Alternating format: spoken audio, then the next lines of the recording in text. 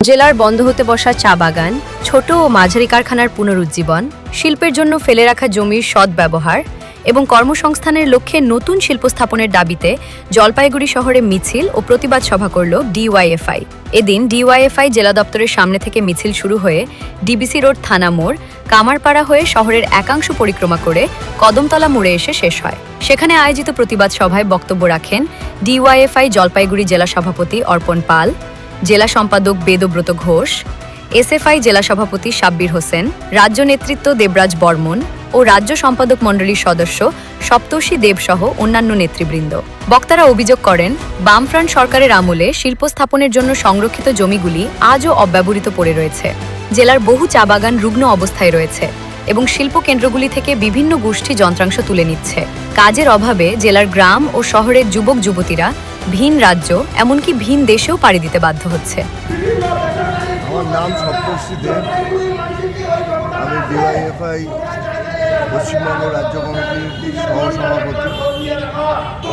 আজকের পথসভা আমাদের সারা রাজ্য জুড়েই আগামী 2026-এর নির্বাচনের আগে ডিওয়াইএফআই কর্মসংস্থানের দাবি নিয়ে পথে নামছে। বিভিন্ন জেলায় বিভিন্ন কর্মসূচি নেওয়া হচ্ছে। বৃহত্তরভাবে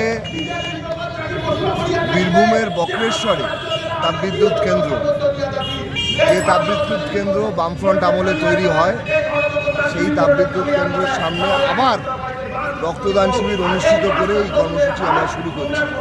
তারই অঙ্গ হিসেবে আজকে আমরা এখানে মিলিত হয়েছি। জলপাইগুড়ি সদরের 4টে লোকাল কমিটিকে নিয়ে এই সভা করছি। কি বলতে চান এই আমরা বলতে চাই, পশ্চিমবাংলার যুব সমাজ ভাগ চাইছে না, তারা কাজ চাইছে। আমাদের ধর্মের সুশ্রুতি দিয়ে, ভাষার সুশ্রুতি দিয়ে, জাতের সুশ্রুতি দিয়ে বিভাজন করবার শক্তি পশ্চিমবাংলায় প্রচুর আছে, কিন্তু কাজের ভিত্তিতে, মানুষের প্রয়োজনের ভিত্তিতে মানুষকে ঐক্যবদ্ধ করবার শক্তি যদি থাকে, সেটা বামপন্থী। এবং আজকে পশ্চিমবাংলার মানুষের সামনে ভাগ নয়, কাজ, এটাই প্রধান দাবি। মুখ্যমন্ত্রী আপনাদের বলেছিল কাজ দেবে, কিন্তু কোনো কি কাজ দিতে সক্ষম হয়েছেন তিনি? না, মুখ্যমন্ত্রীর কাজটাই আমরা বরখাস্ত করে দেবো, আর বেশি দিন ওনাকে রাখবো না। ওনার কাজটাই আমরা বরখাস্ত করব। ওনাকে টার্মিনেশন লেটার দিয়ে আমরা এবার 2026-এ শান্ত হব। এবার 26-এ কি সম্ভব হবে সেটা? অবশ্যই সম্ভব হবে।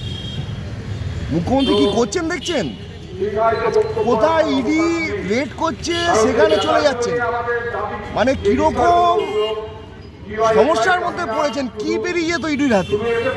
আর এইটাও বুঝবেন, নির্বাচন আসছে পশ্চিমবাংলায়, যখন ইডি আর মুখ্যমন্ত্রীর এই তরজা শুরু হয়। এর আগে একটা নির্বাচনের সময় ইডি সিবিআই পৌঁছে গেল পুলিশ কমিশনারের ঘরে, সেখানে পৌঁছে গেলেন মুখ্যমন্ত্রী, আর পুরো ইলেকশনটা চললো সেই নিয়ে। এবারও তাই করছে, ইডি পৌঁছে যাচ্ছে প্রতীক জাইনের অফিসে, আইপ্যাকের অফিসে, মুখ্যমন্ত্রীও পৌঁছে যাচ্ছে। আচ্ছা, মুখ্যমন্ত্রী যদি কাজে আটকায়, তাহলে ইডি গ্রেপ্তার করেনি মুখ্যমন্ত্রীকে?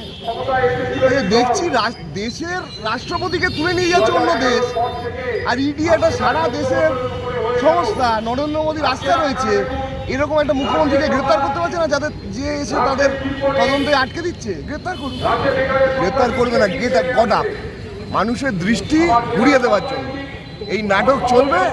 এবং আমরা বলছি, এই নাটকের ঊর্ধ্বে উঠে আমরা মানুষের কাছে যাব, মানুষের দাবি দাওয়া নিয়ে আমরা লড়াই করব।